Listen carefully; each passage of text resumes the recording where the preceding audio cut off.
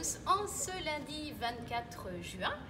Me voici donc à la piscine pour profiter de l'équipement. Mais qu'est-ce que je vois, Johan? Il n'y a pas de piscine, la piscine est fermée. Et oui. C'est la semaine de la canicule et la piscine est fermée. Et oui, donc oui, effectivement, donc désolé, on est bien fermé. Donc aujourd'hui jusqu'au 2 juillet, on réouverture le 3 juillet à midi. Oui. Parce que c'est l'arrêt technique annuel. Donc, En fait, t'attends qu'il pleuve pour ouvrir la piscine. Malheureusement, ça, je ne maîtrise pas encore la météo. Non, on sait que pour la vidange, elle est forcément prévue longtemps à l'avance. 6 mois à l'avance, donc la date est actée depuis le mois de janvier de cette année. Oui, et puis j'imagine qu'elle a été choisie aussi en rapport avec l'activité.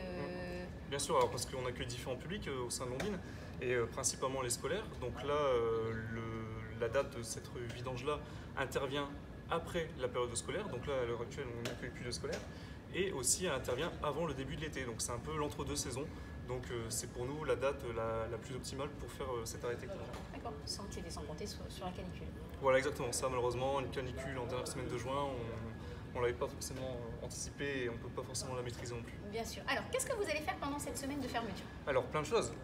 Alors Principalement, ça s'adresse aussi à notre personnel à travers différentes formations. Donc, comme là aujourd'hui, il y a nos maîtres nageurs qui sont là juste derrière en arrière-plan, si vous les voyez, qui sont en plein recyclage PSE1, donc, qui leur permet d'apporter les premiers soins en cas de problème, en cas d'accident.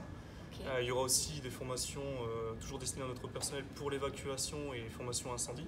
D'accord. Donc ça a lieu lundi prochain. Et puis après, il y a différents travaux.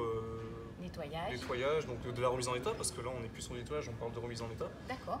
On profite qu'il n'y ait pas du tout de clients pour nettoyer en profondeur le sol, du sol au plafond, tout simplement. Ouais. Le grand ménage de printemps, quoi. Exactement, et puis aussi l'occasion de faire quelques petits travaux d'entretien courant du bâtiment. J'imagine que c'est aussi le moment où vous allez pouvoir prévoir les animations de l'été. Exactement, donc on profite de cet arrêt technique-là pour faire des réunions d'équipe et finaliser le projet d'été, parce que le projet d'été on l'a déjà préparé, il nous reste juste quelques points à finaliser ensemble. Avant de pouvoir le ventiler au public. Exactement, donc voilà. on pourra communiquer à la réouverture sur le programme de l'été. Alors toute cette eau là, comment ça se passe pour évacuer tout ça? Alors l'eau qui est d'habitude chlorée, oui. Donc là dans un premier temps elle a été neutralisée hier par notre technicien. Ensuite elle va dans une bâche tampon pour être neutralisée une deuxième fois, et ensuite elle ira dans les eaux usées du réseau Noréade.